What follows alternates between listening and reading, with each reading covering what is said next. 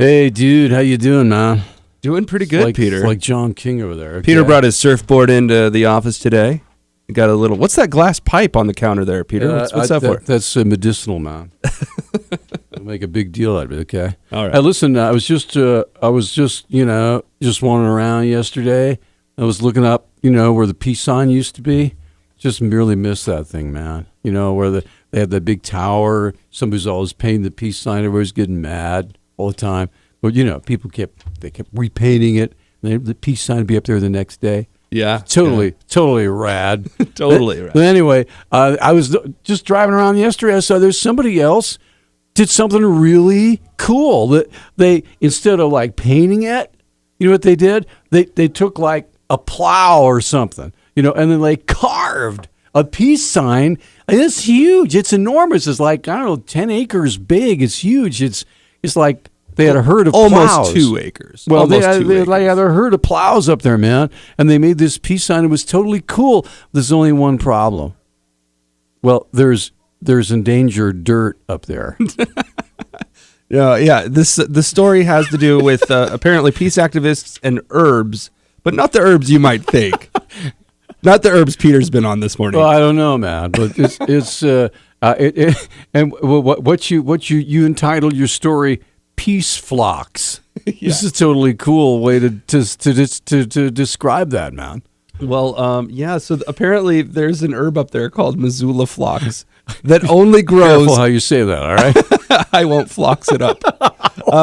That lives up on that hill, and only just that minding hill, its own business, man. I'm just leave it alone. All right. There's only like 2 hills that it grows on. That happens to be one of them, and yeah. So now the peace sign, the kind of comparison I was thinking about was, imagine just protesting the clubbing of baby seals with a beautiful mural of seal's blood. Or the first caller gets a beautiful seal coat. Anyway, so whoever you are, you brilliant geniuses who decided, hey, what a great idea, man. We'll just carve a peace sign into the mountain. It'll be totally cool. We'll never get rid of it then. Anyway, so absolutely brilliant. Well, I called the police officer, Travis Welsh, I was like, so apparently there's this vandalism that's going on the mountain. The Parks Department is freaking out because they destroyed, almost extinct phlox plant that grows only here in Missoula. I was wondering if there was going to be any criminal repercussions.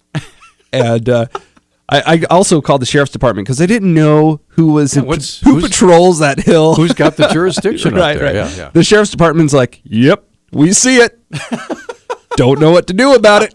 The police department was like, yeah, this is the first. We haven't had any complaints filed. I was like, well, if you need someone to file a complaint, this could be it, I guess.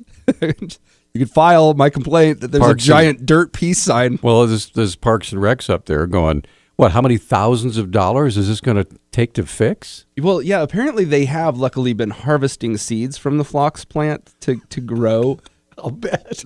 But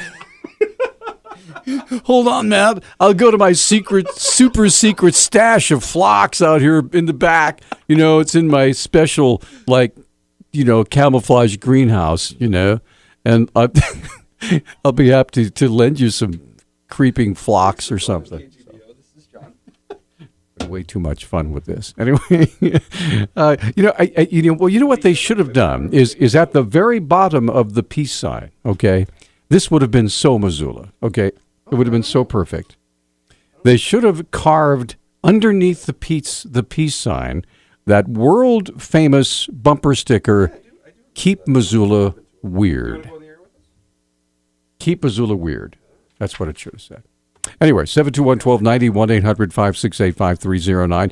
If you know who perpetrated this blemish on the sacred hill of North, whatever that is, Mount, whatever. Waterworks Hill. Waterworks Hill. Then you, as a good citizen, you should report them, and so they get the punishment they so richly deserve. You must atone! I just watched Network the other day. Thanks for that, by the way. You're very welcome. Catherine, good morning. Good morning. Well, just a little question.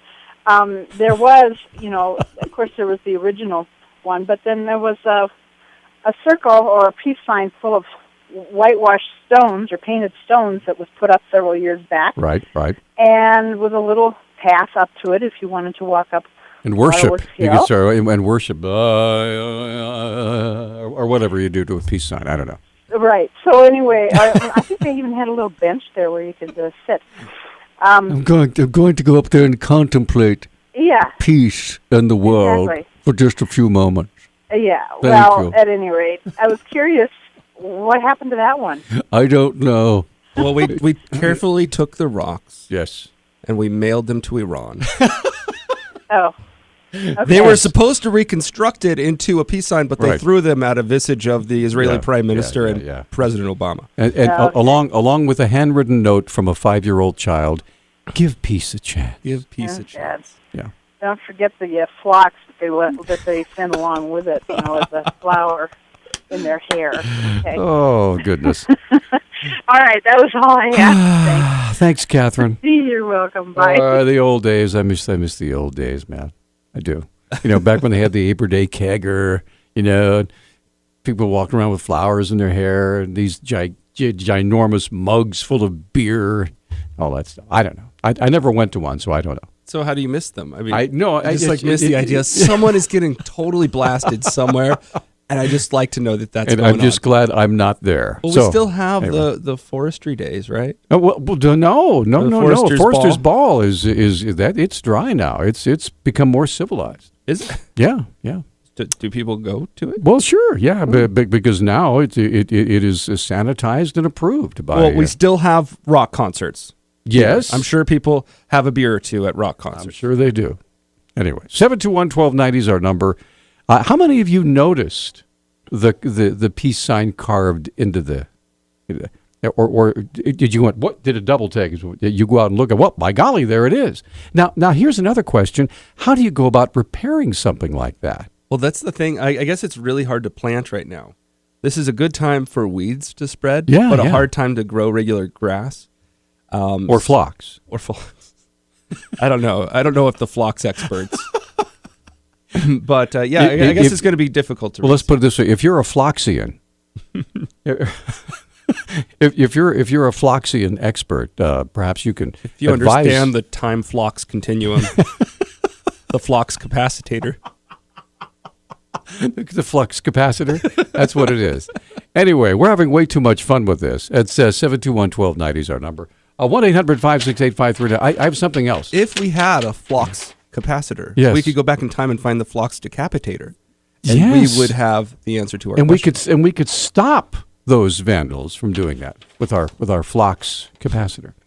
Anyway, I have something here from President Obama before we get into our first break here. And I know you have words of wisdom from Hillary Clinton, too. Yeah. She called me directly. President Obama is criticizing a new Wisconsin law that prohibits requiring workers to pay union dues, saying, quote, it will weaken rather than strengthen workers, end quote. Wisconsin Governor Scott Walker signed the measure into law yesterday. Walker is expected to run as a Republican candidate for president in next year. Obama accuses Walker of claiming, quote, victory over working Americans, end quote, and says Walker should do more to help working class Americans, quote, by taking meaningful action to raise their wages and offer them paid leave, end quote. Supporters of the Wisconsin law argued it will help attract new business, while opponents say it will drive down wages and make workplaces less safe. Now, here is the sentence I want you to listen to, all right? Now tell me why this just sounds a little bit weird. Obama says, and this is quoting the Associated Press story, Obama says the new Wisconsin law is part of a, quote, sustained coordinated assault on unions, led by powerful interests and their allies in government, end quote. Well, what have unions been for the last 50 years but powerful interests with their allies in government? I guess they just don't like the shoe being on the other foot. Anyway, 721-1290 is our number, 1-800-568-5309. Now, we can take a break, and we do have a special guest coming in at 9 o'clock this morning. But from now until then, it's open phones. Hey, we're back on Talkback. 721-1290 is our number, 1-800-568-5309. Or you can make your comments known on our Facebook page. We'll be happy to share that as we go along. So anyway, all three lines humming here this morning. I wonder what they want to talk about this morning.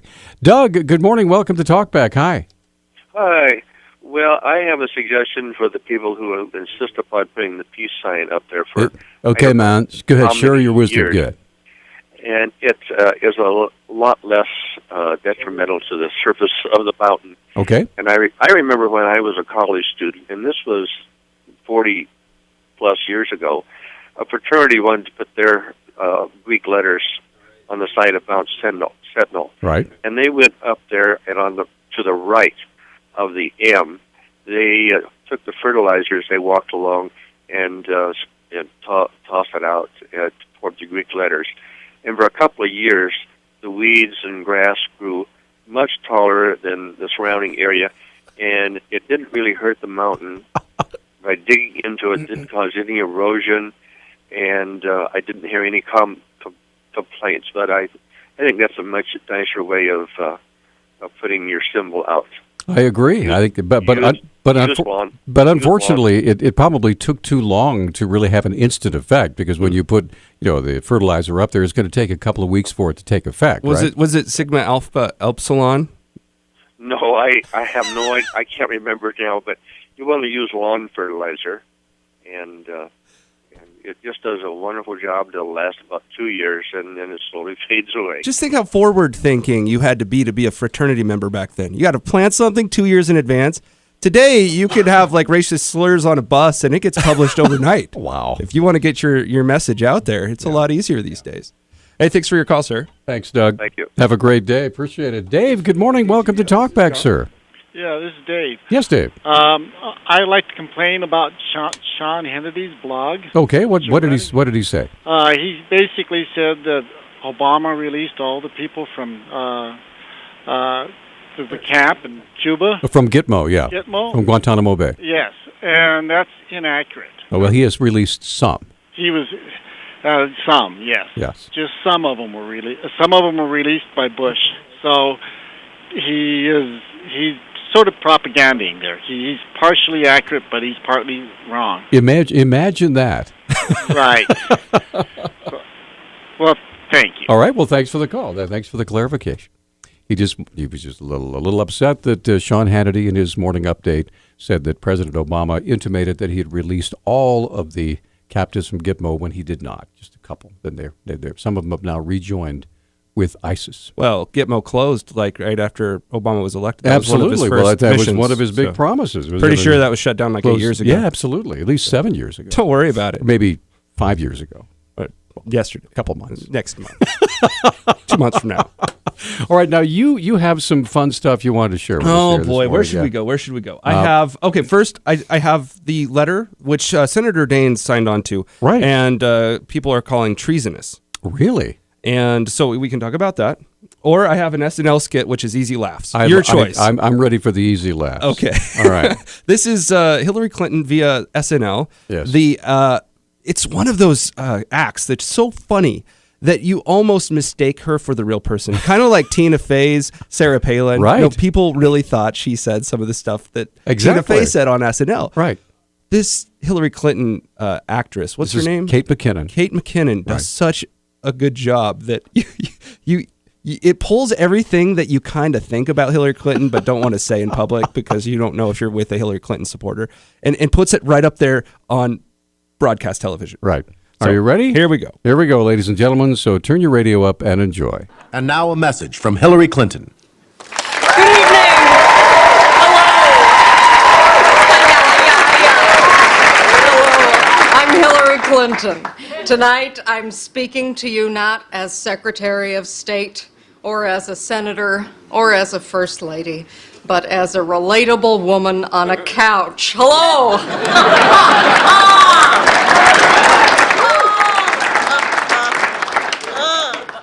Recently, it was revealed that while I was Secretary of State, I did not use a government email. I used a personal one, leading many to believe I was hiding scandalous or incriminating emails. And to those people, I'd like to say, nice try.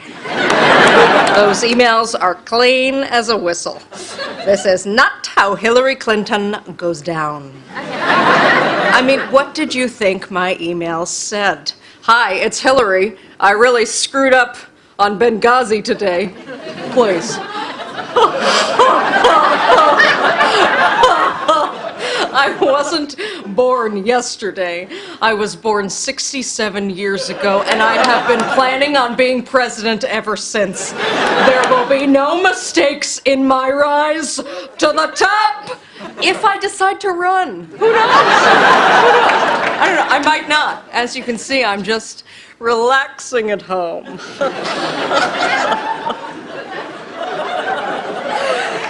But to prove I've done nothing wrong, I've ordered the State Department to release every email I ever sent while in office. So go ahead, read them. You won't find jack, roddum, squat. My work emails are professional, and my emails with friends are innocent and fun. Like this one, a friend wrote to me, "Hey girl, still up for a movie tonight? I heard that new Bradley Cooper one is hot. What do you want to see?" And I responded with, "I want to see myself as President of the United States of America." See? Just fun woman talk.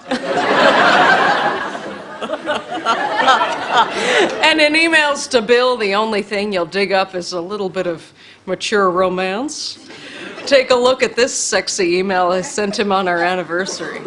"Dear Sir or Madam, congratulations on your continued marital success.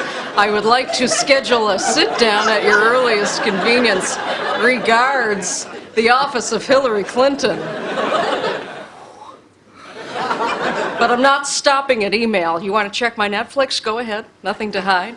Every day I watch House of Cards from start to finish. I jog in place while watching it like I'm in a Rocky training montage. But if after all this people still want someone like Elizabeth Warren to run instead, God bless Elizabeth. Lizzie. I love you, girl. We need more women like you. But it's not your time. It's my time. I have wanted to be president since before I was born. You think I'm joking? Here's the proof. I was a little off on the year, but who can blame me? My brain was just a little speck. What a relatable laugh. And finally, tonight I want to address that pesky media who's really crawling up and under that skin of mine. Camera 2, zoom in. I have survived everything that's been thrown at me. Benghazi, Whitewater, the blue dress, having the maiden name Rod Ham. And none of that destroyed me. Music in. So after this little blip, I shall rise again from the ashes like a phoenix, nay, like a Hillary Clinton. And I will ascend to the high office of president and claim my rightful place in history. If I choose to run, I don't know. I don't know. I'm so iffy on the whole thing. And live from New York, it's Saturday night. All right, there you go. We're going to take a little break. Come right back. Boom. Well, we're back on Talkback. Kind of a short segment here this time out. Yeah, 2 minutes. Right, so I'll bring up something really boring that no one will want to talk about. How's okay, that? go right ahead. All right. So a poll. Well, I like polls, but All right. I'm like one of 0.01%. An actual poll found that's the amount of people that like polls. Okay. And anyway, Fox News, CNN, NBC, MSNBC, all those news brands were thrown into a mix in a Quinnipiac poll, Quinnipiac University, sorry. And the thing that came out of it was really... $10 if you can spell Quinnipiac, by the way. So, go ahead. I have the spelling bee award That's right here. The thing that came out that was really interesting is that they broke it by partisan lines. And Fox just trounced everybody. Republicans overwhelmingly chose Fox as the most trustworthy news source. Okay. But the thing that I thought was really surprising is so did independents. Really? But, of course, Fox got the lowest marks from Democrats. I imagine that. the thing that I thought was also interesting is you often think of MSNBC as kind of like the opposite of Fox. Sure. And you would expect the poll to look the opposite way, right? With Democrats loving and trusting MSNBC. Not the case. Democrats trust CNN. And independents highly do, but not as much as independents trust Fox. MSNBC, low marks across the board. Wow. So what does that mean to? I don't know. It just means other people don't trust them. I think MSNBC is hilarious, and everybody should watch it for the laughs. But Now, what is their slogan again? Lean forward? Lean forward. Lean forward. Right. So they're leaning forward. Into the truth. And they're just about ready to fall over into the flocks. That's right. They're falling into the flocks. MSNBC, you're on the edge of a bridge. Yes. Might want to lean back just a little bit. We're gonna take a little break. Come right back. We have special guests in the studio, dear friends of ours from our youth. We're coming right back.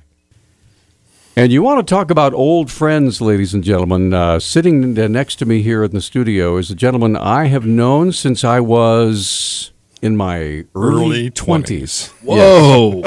Yes. So it's been more than a couple of years. Goodness. Since I'm barely 30, as it is. Yeah. And Rip Van Winkle met both of you. Anyway, my friend Jim Ramsey is here with us today. He's with Aletheia Marriage Counseling. First of all, welcome. Well, thank you, Peter. And It's good to be here. my former pastor, yeah, at Calvary Chapel for many years. Yeah, So yeah. there you go. You were our worship leader. Yeah, I was. Doing I a good was. job on And the so guitar. when I started to play, people would run out the doors, and that's what happened to the church, really.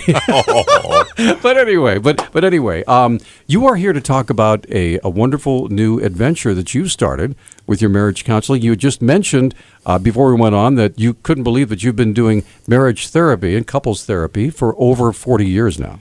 Yeah, it's kind of weird, you know. I turned 70 here last month, and that was quite a shock. But it is a neat thing to spend a life doing one thing, you know. Actually, I've done two things, but I did it simultaneously. you Okay, know, all right. pastoring and counseling. Sure, yeah.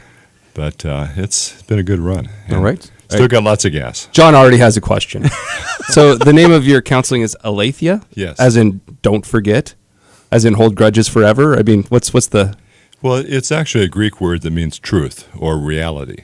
Right. So it's a good word, and it also starts with A, which helps in the phone book. There you go. No, well, it's based off like the river Lethe, right? Which is the river that you would go in to forget everything. It runs through hell in Dante's Inferno. Well, I didn't know about that one. Oh. No. It just sounded really cool. When we I just came thought up it was with a weird word for... It's a great word. All right. Now, tell us a little bit about the reason you're here today. Is you're even now, after 40 years, you're learning something new, and you've got some training, so tell us about it. Well, the Gottman Institute out of Seattle has done over 35 years of research on why marriages succeed or fail. Literally thousands of couples have been studied in longitudinal studies, ranging from people in their 20s, people in their 60s. And after 35 years, they were able to find the intervening variables that determine why some marriages succeed, people are happy and stay married, and why others fail and divorce happens. And so I got on board about 10 years ago when I first learned about this research and had been through all of the trainings that they have. In fact, I do level 1 training of therapists myself. And it's been really quite exciting because when you have the scientific research, it gives a whole new dimension to what you do. You now have proof that certain things work and certain things don't. In fact, after they did all this research, they did another longitudinal study with newly married couples to prove that they had, in fact, found the intervening variables that can predict with accuracy. And so these couples went through the questionnaires and the different things that they do to evaluate, and then they indicated on their documents which ones they thought would be divorced within 3 years. And at the end of 3 years, their accuracy was 96%. Oh, my goodness. It absolutely put the whole counseling world on its ear. Now, hopefully that's not a self-fulfilling prophecy, is it? No. Guess what? You're going to be divorced in 3 years. But They didn't tell them. These people didn't know what they wrote on the paper. I was just wondering. I guess the harder thing to guess would be who would stay married for more than 10. Yeah. Well, Are they accurate at predicting who stays together longer than 10 years? Well, I think it works both ways. Yes, they have. So anyway, there was a question, maybe it's a fluke. So they did it again. Another population, another 3 years, 94%. Wow. And they've done it several times since. It's always in the 90th percentile. And so now this research has led to various interventions to help people make progress and get strong in their weak areas, as it were. And all those interventions have been also studied and tested so that we know that they're effective. And the program is focused on eliminating recidivism, that is, backsliding back to your behavior that led to trouble before.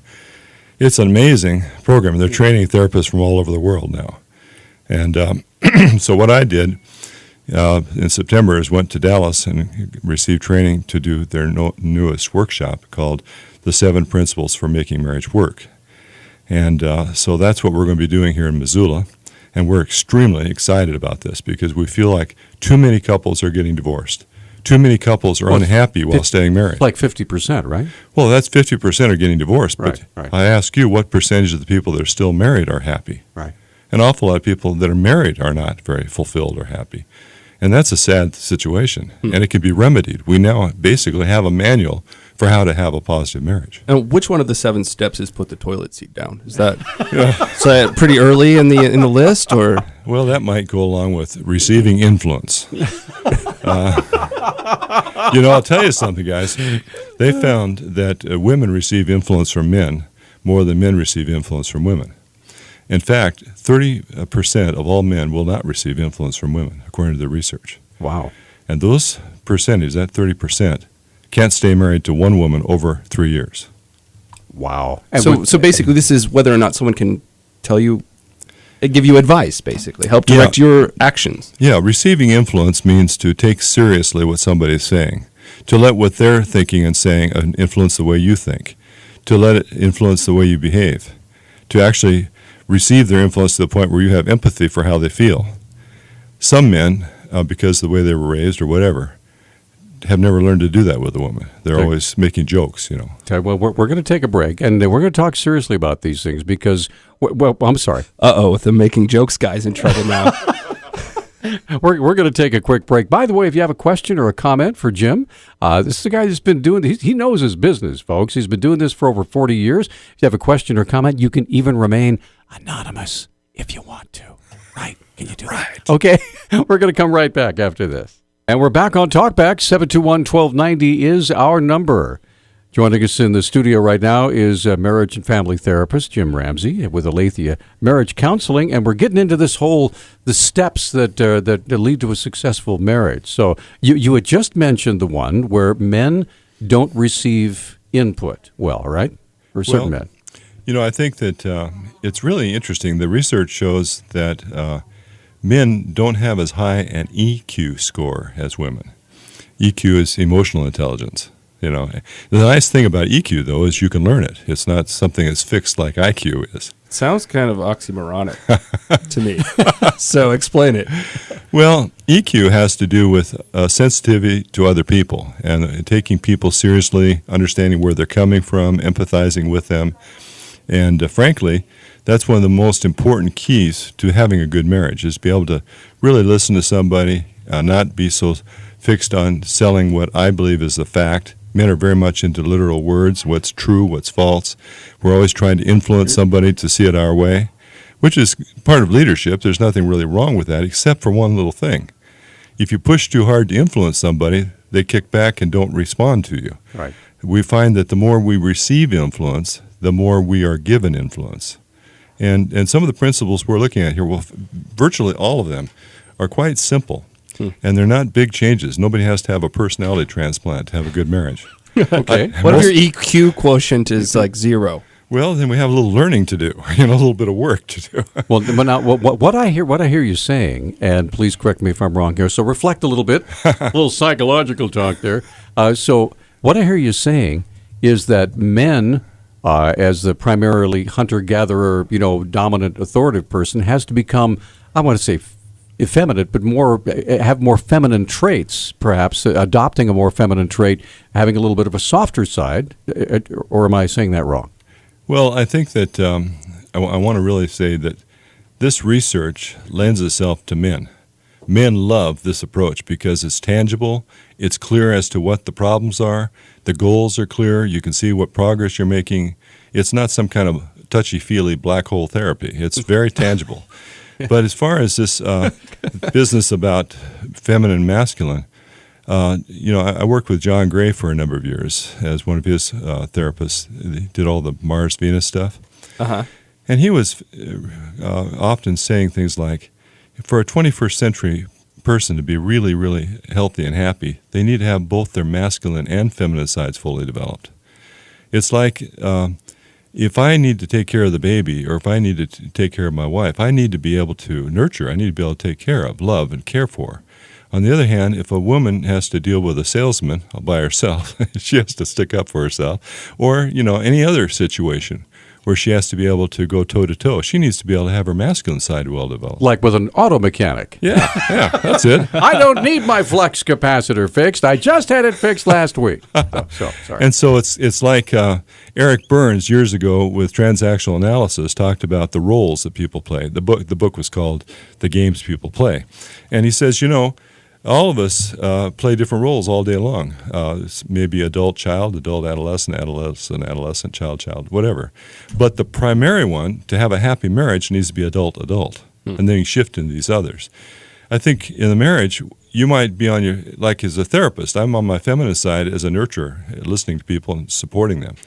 But that doesn't mean I'm a feminine person at all, And so in the marriage, it's appropriate to be mostly on your gender side. Masculine and feminine, but you can be all those roles together or outside the relationship. It's something you can choose to do. Yeah, you choose to do. You're flexible, you're well-adjusted, you have all these skills. So coming back to our work, basically we come to say that out of 360-degree change, if each couple will tweak the way they do things 10 degrees to 20 degrees, it is sufficient to have a happy marriage. Wow. We look at the trajectory. If you're going 12 o'clock straight up, if you each tweak your way of relating to each other 10 degrees, you're now at 20 degrees change in trajectory. If you both change 20, you're at almost a 45-degree change in trajectory. That's a big change. And yet you didn't really change that much. In fact, it's like there's a what's in it for me factor. If I'm going fishing, and I love to fly fish, as you know, Peter. Right. If I go out with a guide, I'm bound to learn something I didn't know before. I'll fish differently after that. But it's not because he made me change. It's because I saw something was in it for me. I'll catch bigger, better fish if I do it a little differently. Same thing happens maritally. When you look at this research and you begin to understand what's going on, it's not a big deal to change. It really isn't, because there's something in it for you. What if my 10 degrees is uphill against wind?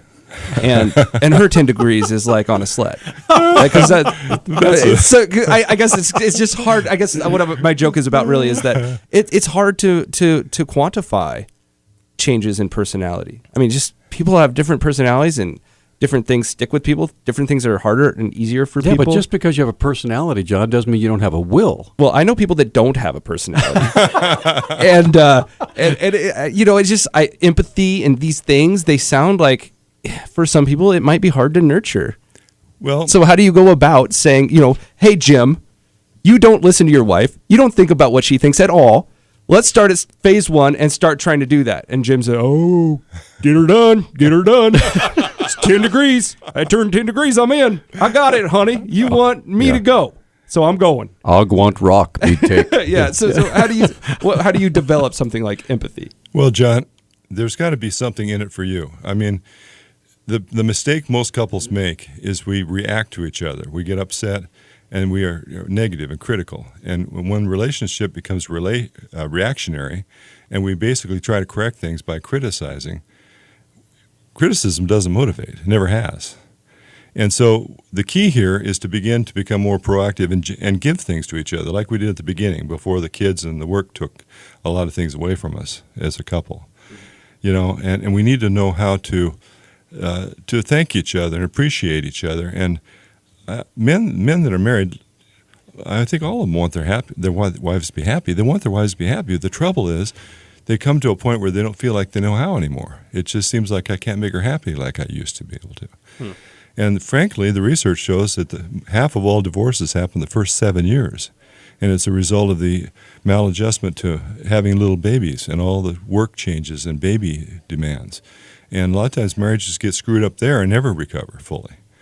And so, but we're up against a break, so I want to invite folks to call. If you have a question, this is fascinating stuff, especially, I would say, a large portion of our audience is probably married folks, and so if you want to ask a question of a genuine licensed, he's got his license right there, like a fishing, not just kidding. He's got his therapist license, and he's been doing this for 40 years, so if you have a question, give us a call. It's 721-1290. We'll be right back. Thanks for joining us here on Talkback. 721-1290 is our number. Jim Ramsey, marriage and family therapist from Aletheia Marriage Counseling here in studio. And Clark is on the line. Clark, you're on with Jim. Go ahead. Hey, how are you doing, sir? What's doing up? Fine. What a thrill, there's never been a bigger knucklehead born than me. And, Jim, you've really helped me with a lot of areas in my life, but my marriage. Yeah. Jennifer and I are coming up on number 10. Wow. Yeah. And one of the best things you ever told me, and I'll never forget it, and I tell everybody that resembles it, is, you don't have to be right at the top of your voice. Really good advice. Really good to hear your voice. And I just wanted to thank you and just thank you. Well, thank you, All right. Clark. Thanks for the call, Clark. Appreciate it, man. Yes, have a great day. All right, take care, buddy. All right, go ahead, John. We got some Facebook comments. I asked people this morning to kind of share their ideas or thoughts. One of the questions I asked was, what is the secret ingredient to making a marriage last more than 3 years? The other question was, what do you think is the leading cause of divorce? And everyone just made jokes, so here's some jokes. Okay. First one, this one's from Matt. He says, women and cats will do pretty much as they please. Men and dogs need to just get used to it. Robert Heinlein. Doc says, marriage is a union between two people wherein one is always right and the other is the husband.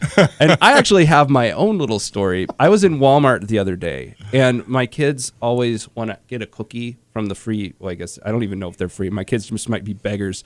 And they run up to the little thing, and some lady hands them a cookie from behind the bakery there. Right. And I said, Elijah, you need to say thank you.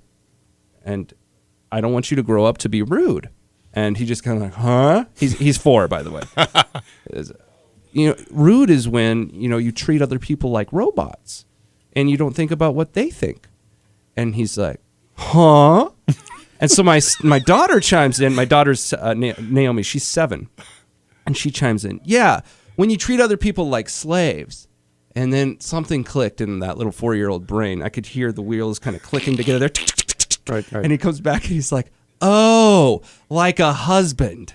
Oh, terrible. I was like, I don't know. Am I an amazing parent or a horrible one? What lesson do I learn from this? Oh, that's funny. There's a bumper sticker there. Yeah, somewhere. All right. So. Now, you wanted to answer the question about the traits that when you say, well, you're going to be divorced in 3 years. So what can we avoid to make that happen, make that not happen? Well, basically, the research showed 3 clusters of data that's very predictive. The first cluster is differences between the master couples and the disaster couples in the area of their friendship. And they found 3 things that were predictive. One is differences in what they call love maps, which is how much data you know about each other, how really cognitively in tune with them you are.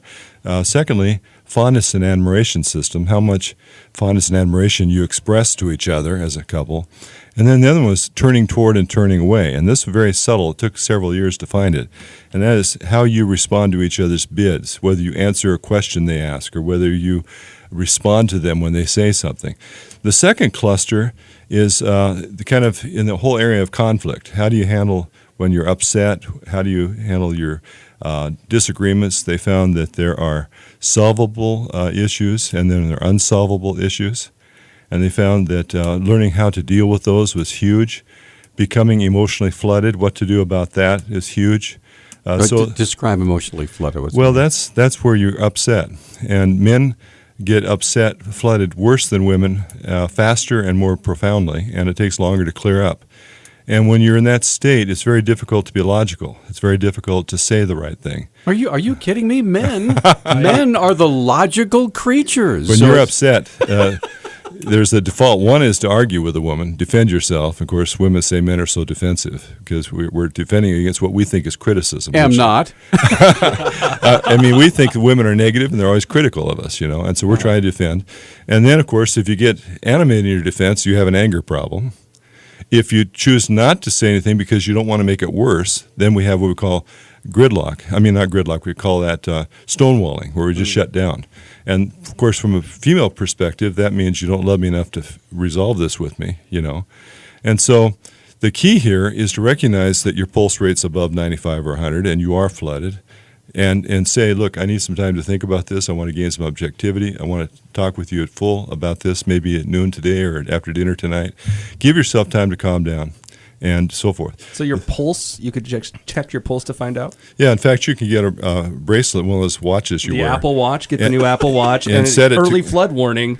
Set it to go off at 95, and when that happens, you just need to stop talking and calm down, So the third data area is how you're going into the future together, how much you share symbols and rituals, and whether you support each other's dreams and stuff like that. Those are all the kinds of factors that allow them to make that kind of prediction. Wow. So if they score poorly in those factors, then realistically they can say, well, 3 years. Now, why is it 3 years as opposed to 5 years or 7 years? I couldn't say that. I don't know the answer to that. I do know. We stand each other for so long, I would imagine. But not only do they find that these areas and what happens, but then they've tested interventions to fix them. And they're really, really easy fixes. They're not that difficult. So the message is, I'm trying to get out to everybody in Missoula, most people that are getting divorced shouldn't be getting divorced. And if both of you really want a good marriage, you can have one.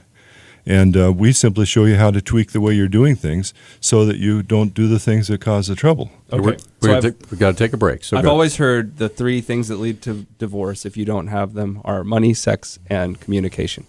Is that true, or is that an old stereotype? Well, I think those are problem areas. But the deepest issue of all is connection. We tend to lose our sense of connection with each other. And when that happens, then the way we react to it causes worse problems and the connection gets worse. Often that sense of losing connection happens with the advent of babies. Mama feels it first. Her expectations aren't met. And then when she begins to complain about it, he feels criticized and unappreciated for all the work he's doing. And then there's not as much as sex and affection, and he's frustrated with that. She's frustrated with him demanding it. Pretty soon, he needs stuff like the baby needs stuff, and she treats him like, I got to meet your needs like I meet the baby. The whole thing gets sideways. But the Gottman Institute has come up with a program called Bringing Baby Home, where they teach people that haven't had children yet. Wow. And once they understand what to do as they go into having children, it's a bonding experience, and they have a stronger marriage, and they're happier than they were. I think a lot of people are writing out, don't have babies. Yeah. Okay. A lot of people are coming to that conclusion. We're up against a break. Emmett, we're going to get your call on here in just a moment. And we have 2 lines open. If you want to talk with Jim Ramsey, he's a licensed marriage and family therapist from Aletheia Counseling, Marriage Counseling. We'll be right back. And we're back on Talkback. 721-1290 is our number. Of course, our marriage and family therapist here in the studio is Jim Ramsey from Aletheia Marriage Counseling. And he's got a great new program going on, but we want to talk to Emmett. Hi, Emmett. Hi. Yeah, I had a question. This is an interesting conversation, but it's one I've always had. I'd like to see if your guest could answer this. As far as a lot of marriages going wrong and a lot of divorce, I've often wondered if people don't get married for the wrong reasons. They're not in love, but because society expects them as responsible people to get married. It's somehow like a lot of people will get married to prove they're not a homosexual, to prove maybe they're nice and normal people. Or how about this, Emmett? You get married just to please your parents who are waiting very impatiently for a grandchild. Yes, just that kidding. kind of thing. And I wonder, I think you should wait until you have found the right one and you're really in love and you're financially stable. I mean, if maybe it's better not to marry. I've known single people who are married, not married, have never been married and are perfectly happy. Maybe they're just too independent for marriage, and that's fine. It's better, I think, not either to wait later or not get married at all, rather than get married just to prove you're a good person in society and then end up in a divorce because you were never in love with to begin with. Emmett, what's your question? What's your question for Jim, Emmett? Does Jim think that is a big factor in why marriages often end up in divorce? What I was talking about, that people marry to prove they're good in society rather than because they're in love. You know, they're kind of putting on false airs. What does Jim think about that? Thanks for your call. So go ahead. I think that most people get married because they're in love. I don't think very many people get married just to prove they're normal or to prove that they're okay. It's a big step to marry, you know. You really need to have some strong feelings for the most part. Now, to say that that is not always the case, no, I think there are some people that maybe feel pressured, but I don't think it's a very big group. Well, you mind if I ask Emmett's question maybe a more erudite way, using a quote from Bambi? Is it safe to get married when you're Twitter-pated? Well, I don't think it's an idea of just, you're infatuated so you run off and get married. I think you need to really think about the fact you're going to have a lifetime with this person, for sure. But I think there's a great amount of fear of commitment in our culture today because parents have gotten divorced. And so there's a lot of young people that are just scared that, wow, what if I get married and then I lose my feelings like apparently my mom and dad did? Yeah. The most damaging divorce there is one that the kids think is good enough. It's like they didn't know they were having trouble, and on a Saturday morning, the kids sit down with mom and dad, and mom and dad say, we got to share something with you. For some time now, we haven't been happy. And we're not fulfilled, and so we're going to get divorced. That's like a lightning bolt out of a clear blue sky that wipes out your house, Yeah, so the whole thing with people and happiness, that's one of the things that always drives me nuts. Like, I'm not happy. Well, how do you find... what do you say to someone that comes into your marriage counseling and says, we're just not happy together? Is it because, I guess the first question that comes to my mind, is it because that you can't find all of your happiness that you need from this one other person? Or is it because this other person makes you sad? Well, I think that, for one thing, a mature marriage is one where you want to please and make someone else happy. You're not just about yourself. But when somebody's having feelings, like they're really unhappy, I don't think it's appropriate to say you shouldn't feel that way. You feel the way you feel. But you feel the way you feel based on what's been happening. If you've been in a relationship where there's been abuse or harshness or negativity, you're going to have feelings that reflect that. The only way those feelings are going to change is for both of you to choose to do your best to have a good marriage and then be willing to learn new things and develop new behaviors. Now, when new things are learned and new behaviors happen, feelings change over time. Feelings are the last thing to change. How do we know it is because of what's happened? Modern psychology, or should I say psychiatry, it's an imbalance. It's a chemical imbalance. You don't love me. You just have a problem with your hypothalamus. Well, if you're talking about depression, that is, clinical depression is real, obviously. And medication can help you with depression. And so can counseling, and so can aerobics, and so can a lot of things, And so we want to deal with depression. But that's not what's going to change how you feel toward your partner. Generally, the way you feel toward your partner is based on the way you're relating to each other. And if the way you relate to each other changes, your feelings change. And so it's kind of like... if you're learning to go out for cross country and the coach says, I want you to run 4 laps around the track, and you come and say, I can't, coach, my side hurts and my legs feel like lead. He says, keep running, it'll go away. Well, that's kind of what a marriage coach says too. He says, look, the way you feel is based on real things, but if you do this and this and this, you'll feel better. And you have to trust the coach and you have to do the work, and things change. One of the things that Emmett brought up a second ago was the issue of money. Maybe couples should wait until they're more secure about themselves and have more money. By the way, I totally disagree with Emmett. But I want to know, are any of the 7 things a quantifiable amount of money? No, really, the 7 principles don't involve money. But money is a factor that causes conflict. Tell you what we'll do. When we come back, we'll get into what the 7 principles actually are. Okay. We haven't really talked about that yet, and that's one of the reasons he's here. So, by the way, all 3 lines are open. You got a question or a comment, give us a call. Maybe you need a little advice, a little free advice. 721, like when Walt Kiro's here, he gives free tax advice. Tell my husband to do the dishes, please. It's the Tuesday edition of Talkback. Our special guest in studio is Jim Ramsey with Alethea Marriage Counseling, and we've got a Facebook comment before we get to the phone. This one's from Katie. She says, isn't treating each other with respect and being very careful to not exhibit disdain for your partner, especially in public, one of the most important aspects of a successful relationship? Absolutely. That fits right on the category that we were talking about a little bit ago. In fact, one of the 4 horsemen is contempt. And contempt is when you're talking down to or showing disdain toward. I thought it was death, plague, famine, and contempt. War and contempt. There's a 5th horse rider in this. It's kind of a creeping flock still. Yeah. All right, keeping with our flocks theme today. Mike, good morning. You're on Talkback with Jim Ramsey. Go ahead. Yeah, I want to get on this. If you're a successful marriage and stuff, first off, you got to have a sense of humor to start with before everything else is there.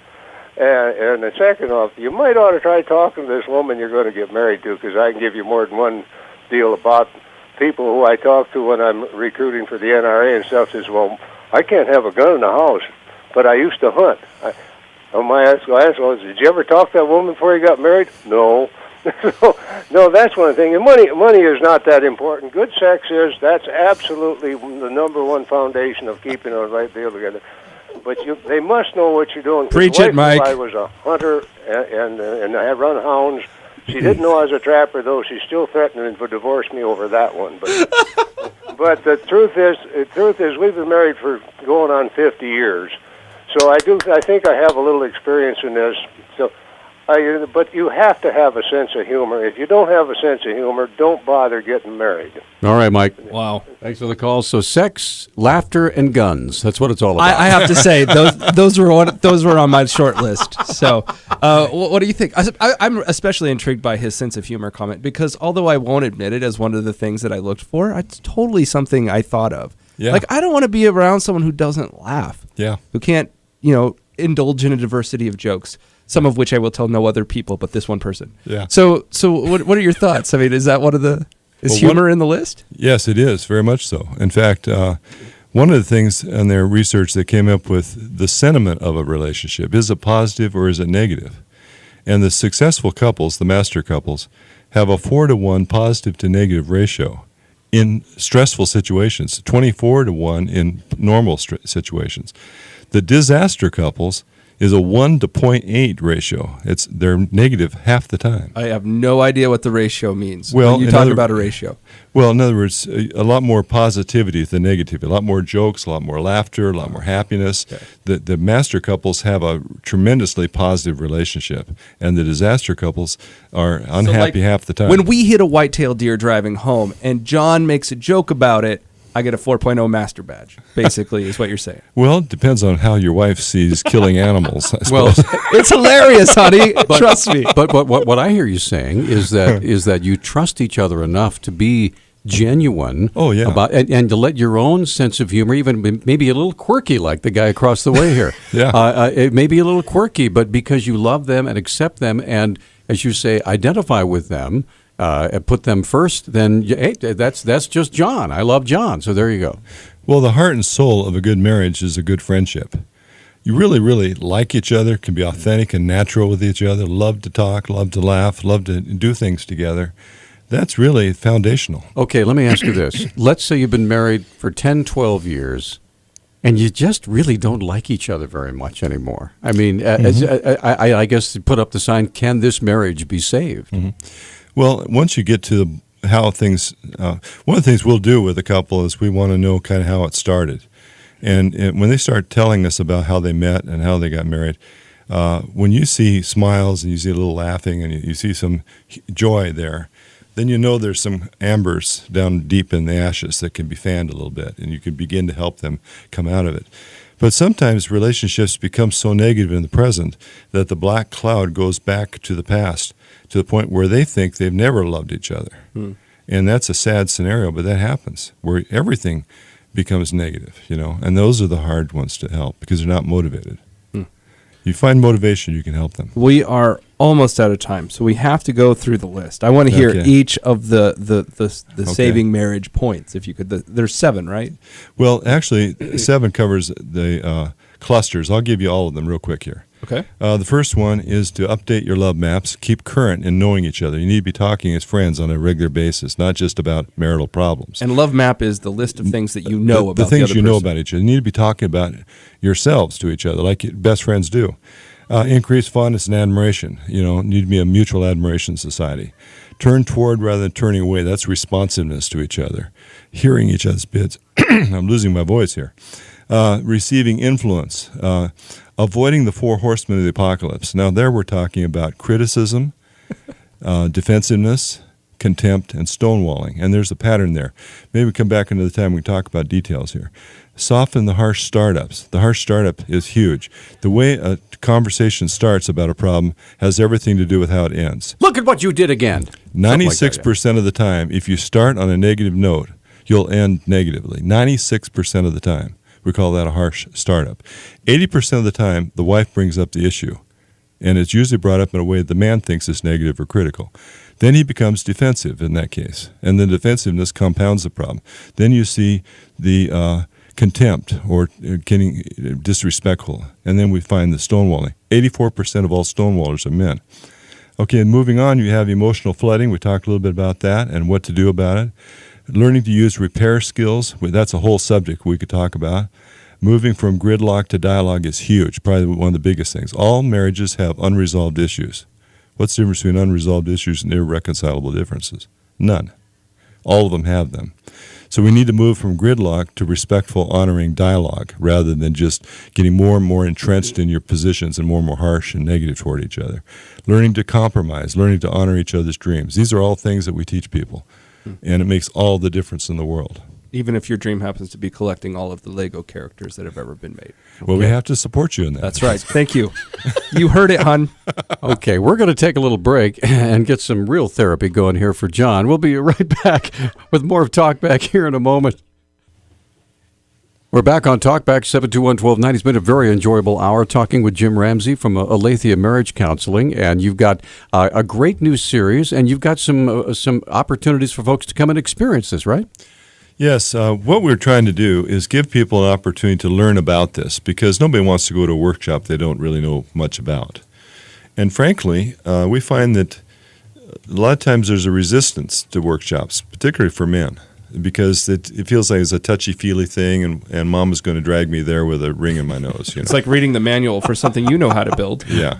And so I'm having an open information session that's free that we're going to have at the great the Guest House Suite and Convention Center, Conference Center, March 23, 24, and 25. And the thing that's interesting about this is on March 24th will be for men only. March 23, women only. What night are the Horsemen of the Apocalypse coming? We'll just talk about anything and everything. I'll answer questions so people know what to expect. Do you want the men to bring their fly rods and shotguns? They can bring, they can bring whatever they want. Okay. I really find that I relate well to men. I love working with men, and I think that they're going to find this can be the answer to finally straightening out their marriage. Cool. All right. Well, tell you what, let's get Jim on the line. Jim, you're on with Jim. Go ahead, Jim. We heard all this stuff on the station and many others that if we ever had marriage equality, that it would destroy regular marriages. And I wondered how now that we finally have marriage equality in Montana, how that's affected your businesses. Is there an increase in heterosexual divorces since we had marriage equality? No, I haven't noticed any particular change there. Yeah, I didn't think there would be, but we've been hearing that it would really happen. Okay. Thank you. Thanks for the call, Jim. I'm not sure what that... I don't know what he's referring to. I think he was bringing up a straw man argument against gay marriage from the past that never really existed. Anyway, I'm sure someone had that opinion. So continuing with what you were saying about the workshops, it's for men and then for women. Well, basically, the workshops will be for couples. But we're having information sessions on these Monday nights, the 23rd of March, 24th, and 25th at Guest House Inn and Conference Center at 7 o'clock in the evening. And I'm really encouraging Missoulans to come out for this. They don't have to spend a nickel, but they really need to understand what this is all about. This is revolutionary. It's like a marriage manual finally is available to marriages that we really know works. And so women are invited to come on March 23rd, 7 o'clock at Guest House Inn and Conference Center. Men are invited to come on the 24th. And both men and women, as couples, if they want to, can come on the 25th. I have a question for you. Did you have the women's night first so that they would kind of goad their husbands into going on the 24th? Are you leveraging... Well, you know, that's a thought. Basically, I think that once people realize that they're not going to have to spend any money, it's just a matter of learning about something and considering it, most people want their marriages to be better. Right. And we're not saying that the only people that come to these end up at the workshops, they'll run for 9 weeks, are people that are hopelessly getting divorced. No, I think there's a wide range of people and wide range of ages. As a therapist, I work with people that have been married 20 or 30 years. I've been working with people that have been married 1 year. Work with a lot of people that aren't married. How about 35 years? Yeah, there you go.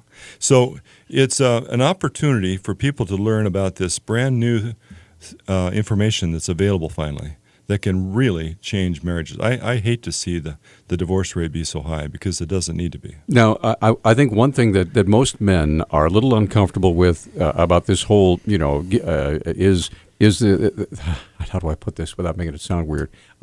Men want to feel like they're already successful, right? So perhaps a way of coming into this deal, okay, well, I have a successful marriage, but I want it to be more successful, right? Yeah. But here's an interesting fact real quick. If I ask men to rate themselves between 0 and 10 as in their work, their profession, or at their hunting or fishing or whatever, they come up with high numbers, 9 or 10. Sure. I ask the same man how you rate yourself as a husband. Most of them will come up with an average number like 5 or 6 or, yeah. And sadly, their wives will give them a number 1 or 2 lower than that. Oh, boy. And so the issue is we know what's required to be successful at work. We don't seem to get a consistent message about what is required to be successful at home. And the feedback isn't positive. It's usually upset, emotional, and negative. Right. And so once we get that straightened out and a man knows what to do to be successful, they want to be successful, and they can be. There's no reason you can't have a 9 or a 10 in your marriage like any other area. But you have to have clarity as to what the job description is. And it's not just kissing up to her. It's an honest friendship. Oh, well, that does work every now and then. I'm just kidding. Okay. All right. Some kissing up can't hurt. No, can't hurt. All right. Now, we need to get some contact information. If folks, maybe folks are already sold. They say, hey, sign me up, baby. You know what? Tell me where to go, what to do.